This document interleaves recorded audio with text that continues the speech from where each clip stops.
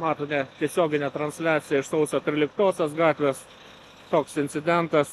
Čia suvažiavo didelės gelbėtojų pajėgos, išvažiuodamas iš kiemo, iš aikštelės.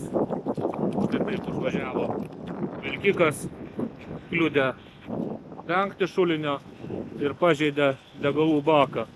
Pradėjo čia lietis degalai, dėl to atvažiavo cheminių incidentų likvidavimo tarnybos gelbėtojai, padalinio cheminio incidentų likvidavimo. Ir štai va, matote, buvo uždaryta gatvė, be gelbėtojų čia atvažiavo ir grenda. Tuos išsiliejusius degalus gelbėtojai surinko. Eismas dar vis uždarytas, ruošiamasi išgabenti štai šitą vilkiką. Bus kabinamas prie kito vilkiko techninės pagalbos ir bus gabenamas šoną.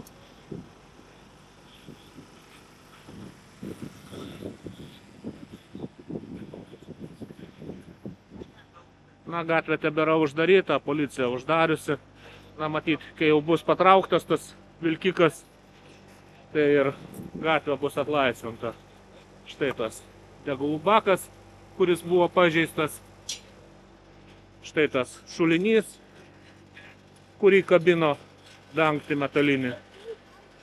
Ir dar vis tvarkoma įvykio vieta. Matote, čia Lidlas, sausio 13 gatvės pradžia.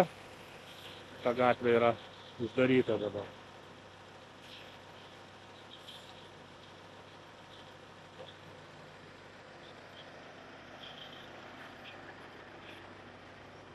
Žmonės per šį incidentą nenukentėjo. Vairuotojas blaivus vilkiko, tiesiog, matyti, neišsuko tinkamai. Ir dėl to, kad neišsuko, užvažiavo ant vejos faktiškai netgi, kliudė baku tą dangtį metalinį ir buvo pažeistas dėl to degalų bakas ir pradėjo lietis tie degalai. Kaip matote, atvažiavo techninės pagalbos sunkvežimis, bus kabinamas, matyt, tuoj prie techninės pagalbos sunkvežimio ir išgabenamas tas vilkikas. Žmonės nenukentėjo, tik tai, kad pridarė eibių. Užteršta gatvė buvo, degalų matyti įsiliejo daug, čia toks visas upelis buvo.